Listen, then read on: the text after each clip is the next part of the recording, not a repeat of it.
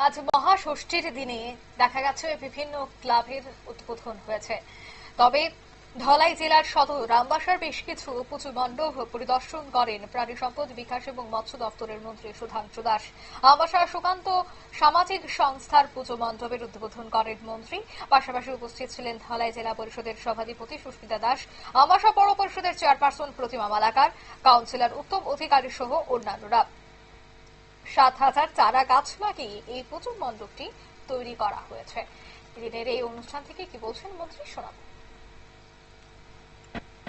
তাদের যে পূজার থিম, এটা দেখে অত্যন্ত আনন্দিত, কারণ এই প্রথমবার দেখলাম যে এই সুকান্ত সামাজিক সংস্থা তারা প্রকৃতির সুরক্ষায় থিম রেখেছে, অর্থাৎ দেবী দুর্গার আগমন, প্রকৃতির সুরক্ষা। এই যে একটা অভূতপূর্ব থিম তারা রেখেছে, আমি মনে করি এটা সময় উপযোগী।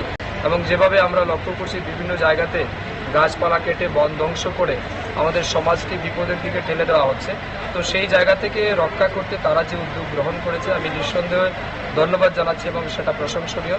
তার পাশাপাশি তারা ব্লাড ডোনেশন ক্যাম্পেরও অ্যারেঞ্জ করেছেন, অর্গানাইজ করেছে, এবং আমরা দেখেছি উৎসবের সময় বিভিন্ন জায়গাতেই রক্তের অভাব পড়ে, কিন্তু সেই সময় অনেক সময় ডোনার পাওয়া যায় না। তো এই গুরুত্বপূর্ণ সময় তারা আজকে ষষ্ঠীর দিন ব্লাড ডোনেশনের আয়োজন করেছেন, এটা নিঃসন্দেহে অনেক বেশি প্রশংসনীয়।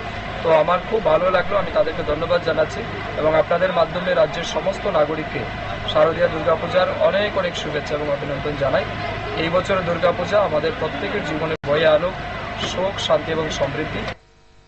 আপনারা শুনলেন মন্ত্রীর এই বক্তব্য, অর্থাৎ একদিকে রক্তদান শিবিরের মতো মহৎ কর্মসূচি, ঠিক অন্যদিকে বর্তমানে যেভাবে গাছপালা নষ্ট হচ্ছে, ধ্বংস করে দেওয়া হচ্ছে, সেই জায়গায় এই বৃক্ষকে সামনে রেখে এই পুজো মণ্ডপ অত্যন্ত সাধুবাদ তিনি জানান। নিয়ে ছোট্ট একটি বিজ্ঞাপন বিরতির সঙ্গে থাকুন।